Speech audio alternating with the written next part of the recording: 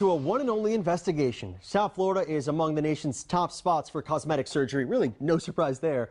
But we also have the dubious distinction of being a hub for unlicensed and unscrupulous operators. In today's special report, Local 10's Christy Kruger looks at the devastating consequences of illegal cosmetic surgery and how one South Florida doctor is trying to help a woman recover.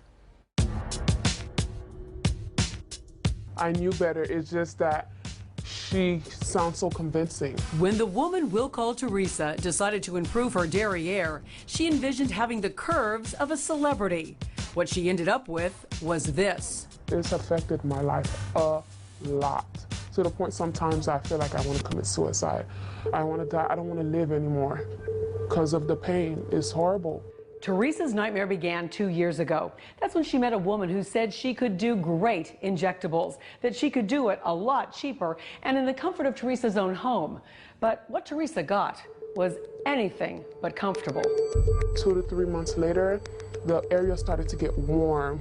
And every time I sat down, it would hurt. And I'm like, oh my God, I couldn't even stay at work. The cost to fix the damage, as much or more than a legitimate fat transfer procedure would have cost. That's when Aventura plastic surgeon Dr. J Rubinstein stepped in to help. Unfortunately, this is not the first time that I've seen a problem similar to this. What we have in this case is some material that was injected that has since become quite firm and really hard in her tissue, and it's created a pattern of indentation too. So her tissue's been destroyed. Through a series of painful procedures, Dr. Rubinstein removed as much damaged tissue as he could. Then he began the task of rebuilding her bottom. What's certain is that tissue is damaged beyond repair and needs to be removed and try and pull and grow some fresh tissue into that area.